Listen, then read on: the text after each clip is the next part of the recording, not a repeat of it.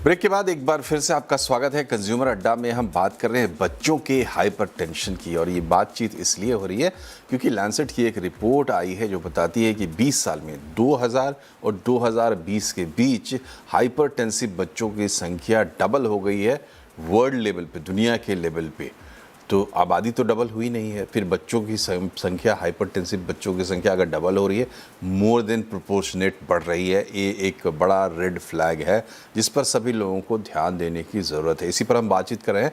Doctor Ravi Malik है हमारे साथ। डॉक्टर मलिक, ये बताइए कि आम तौर पर हाई बीपी, लोग सुनते हैं हाई बीपी तो उनके दिमाग में ये बैठा है कि एक बार दवा आ गई, ज़िंदगी भर दवाई खानी पड़ेगी, और इस तरह की चीज़ें ज़्यादा आम लोगों के मन में बैठी हुई हैं। बच्चों के अगर लोकेट होता है, पता चलता है, डिटेक्ट होता है कि भाई हाइपर टेंशन की प्रॉब्लम है, तो उसको कैसे ट्रीट करते हैं? आपने जो उपाय बताया वो तो प्रिवेंटिव थे, लेकिन अगर कहीं मालूम होता है तो उसको कैसे ट्रीट करते हैं, या उसको भी इसी तरीके से ट्रीट करना पड़ता है?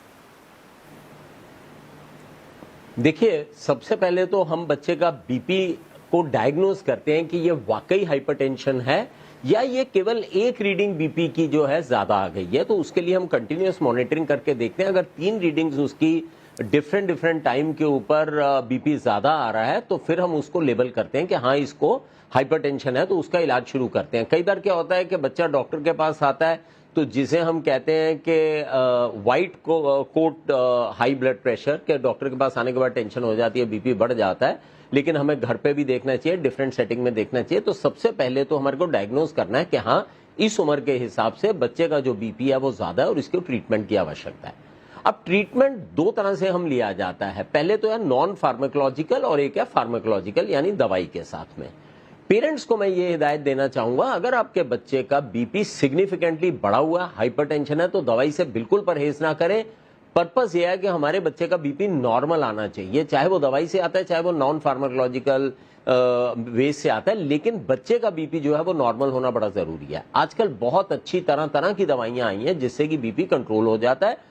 और ऐसा भी नहीं है कि अगर बीपी हम कंट्रोल करते हैं तो वो ताउम्र हमारे को बीपी की दवाई लेनी पड़ेगी। जैसे जैसे हम लाइफस्टाइल को चेंज करते हैं, जैसे छोटी सी बात है, अगर आप टेबल सॉल्ट बंद कर देते हैं 5 से 10 mm बीपी कम होता है। अगर आप रेगुलर एक्सरसाइज करते हैं तो 5 से 10 mm बीपी कम होता है। और अगर आप अपनी ओबेसिटी को वेट लॉस कर लेते हैं और नॉर्मल रेंज में आ जाते हैं तो 5 से 10 मिलीमीटर ऑफ मर्करी बीपी कम हो जाता है। तो ऐसा नहीं है कि ये परमानेंटली आपके बच्चे के साथ लग गया और पूरी उम्र तक जिंदगी बच्चे को दवाई चलेगी। पहली चीज तो ये बड़ी जरूरी है, तो दवाई का कोई परहेज ना करें। दवाई की आवश्यकता है तो दवाई दें, साथ ही साथ जो मैंने एहतियात बताई है वो सारे एहतियात करें। ओबेसिटी को कंट्रोल करें, स्ट्रेस को कंट्रोल करें, डाइट उनको अच्छी दें और नरिशिंग डाइट दें, हाई कैलोरिक डाइट बिल्कुल ना दें, आउटडोर एक्टिविटीज कराएं। ये करने से बीपी कंट्रोल में आ जाता है। अब बीपी भी 2 तरह का होता है, एक प्राइमरी हाइपरटेंशन, एक सेकेंडरी हाइपरटेंशन। जनरली जो बीपी होता है वो 85% में सेकेंडरी हाइपरटेंशन होती है। सेकेंडरी हाइपरटेंशन उसे कहते हैं जो मोटापे की वजह से, जिसके बारे में अभी हम बातें कर रहे हैं, जो मोटापे की वजह से, स्ट्रेस की वजह से, लाइफस्टाइल डिसऑर्डर की वजह से, जंक फूड की वजह से, इनकी वजह से होता है। This is called essential hypertension. 15% BP ऐसा भी होता है जो इसकी वजह से नहीं होता। 15% जो बीपी है वो शरीर में कुछ बीमारियां होती हैं जिसकी वजह से होता है, जैसे फियोक्रोमोसाइटोमा टाइप की एक बीमारी होती है, एंडोक्राइन डिसऑर्डर्स होते हैं, या कोएक्टेशन ऑफ एओर्टा होता है। कुछ ऐसी बीमारियां होती हैं जिनकी वजह से बीपी होता है। हमें उन बीमारियों का इलाज करना बड़ा जरूरी है। कोई भी एंडोक्राइन बीमारी है उसका हमें इलाज करना जरूरी है। कोएक्टेशन ऑफ एओर्टा, उसकी सर्जरी होनी बड़ी जरूरी है। तो ये 15% जो बीपी है वो उन वजहों से होता है, उन वजहों को अलग से ट्रीट करना है। और इधर जो एसेंशियल हाइपरटेंशन है उनके लिए हमारे को सारे लाइफस्टाइल अपने फैक्टर्स को कंट्रोल करना, ओबेसिटी को कंट्रोल करना, और आवश्यकता पड़े तो दवाई लेनी बड़ी जरूरी है। तो मोटी सी बात यह है, पहली चीज है हमें डिसाइड करना है प्राइमरी हाइपरटेंशन है, सेकेंडरी है।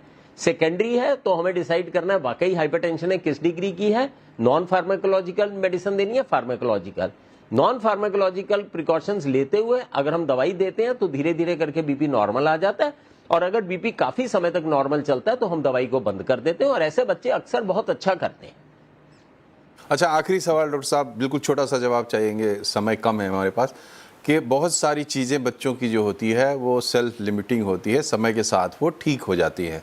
बीपी के केस में इसकी कितनी संभावना रहती है? नहीं, ये सेल्फ लिमिटिंग नहीं है।